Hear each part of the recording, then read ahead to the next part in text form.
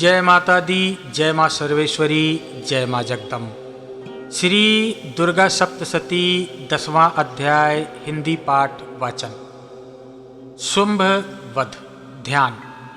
मैं मस्तक पर अर्धचंद्र धारण करने वाली शिव शक्ति स्वरूपा भगवती कामेश्वरी का हृदय में चिंतन करता हूँ। वह तपाए हुए सुवर्ण के समान सुंदर हैं। सूर्य, चंद्रमा और अग्नि, ये ही तीन उनके नेत्र हैं तथा वह अपने मनोहर हाथों में धनुष, बाण, अंकुश, पास और शूल धारण किए हुए हैं। ऋषि कहते हैं, हे राजन, अपने प्राणों के समान प्यारे भाई निशुंभ को मारा जाता देखकर तथा सारी सेना का संहार होता जान शुंभ ने कुपित होकर कहा, दुष्ट दुर्गे, तू बल के अभिमान में आकर झूठ मूठ का घमंड न दिखा।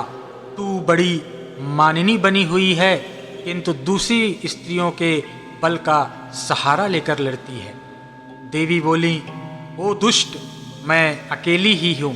इस संसार में मेरे सिवा दूसरा कौन है?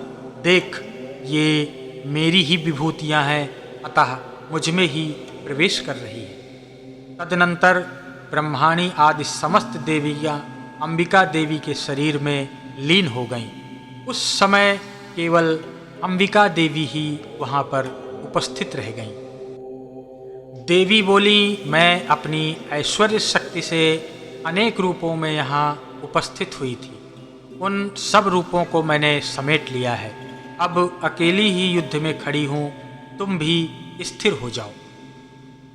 ऋषि कहते हैं, तदनंतर देवी और शुंभ दोनों में सब देवताओं तथा दानवों के देखते देखते भयंकर महासंग्राम छिड़ गया। बाणों की वर्षा तथा तीखे शस्त्रों एवं दारुण अस्त्रों के प्रहार के कारण उन दोनों का युद्ध सब लोगों के लिए बड़ा ही भयानक प्रतीत हो रहा था।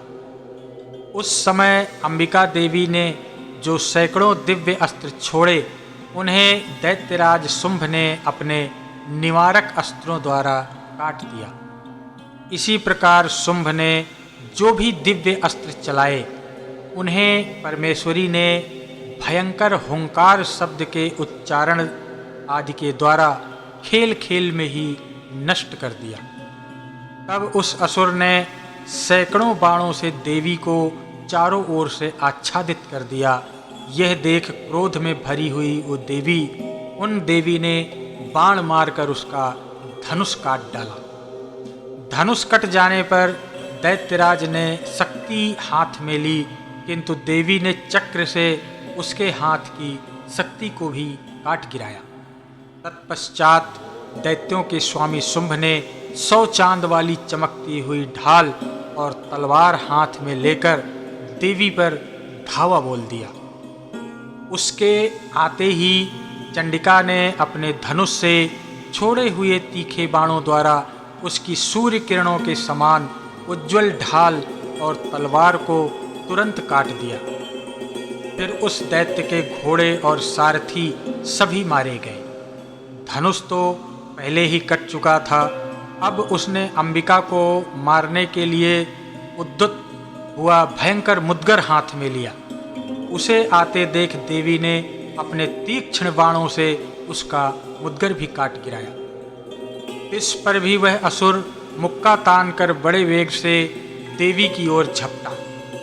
उस दैत्यराज ने देवी की छाती में मुक्का मारा। तब उन देवी ने भी उसकी छाती में एक चांटा जड़ दिया। देवी का थप्पड़ खाकर दैत्यराज शुंभ पृथ्वी पर गिर पड़ा, किंतु पुनः सहसा उसी विद्युत सम तेजी के साथ पूर्ववत उठकर खड़ा हो गया। फिर वह उछला और देवी को ऊपर ले जाकर आकाश में खड़ा हो गया। तब चंडिका आकाश में भी बिना किसी आधार के ही शुंभ के साथ युद्ध करने लगी। उस समय दैत्य और चंडिका का आकाश में एक दूसरे से युद्ध होने लगा। उनका वह युद्ध पहले सिद्ध और मुनियों को भी विस्मय में डालने वाला था। फिर अंबिका ने शुंभ के साथ बहुत देर तक युद्ध करने के पश्चात उसे उठाकर घुमाया और पृथ्वी पर पटक दिया। पटके जाने के बाद, पृथ्वी पर आने के बाद, वह दुष्टात्मा दैत्य पुनः चंडिका का वध करने के उद्देश्य से उनकी ओर बड़ी वेग से दौड़ा। तब समस्त दैत्यों के राजा शुंभ को अपनी ओर आते देख देवी ने त्रिशूल से उसकी छाती छेद दी और उसे पृथ्वी पर गिरा दिया। देवी के शूल की धार से घायल होने पर उसके प्राण पखेरु उड़ गए और वह समुद्रों, द्वीपों तथा पर्वतों सहित समूची पृथ्वी को कँपाता हुआ भूमि पर गिर पड़ा।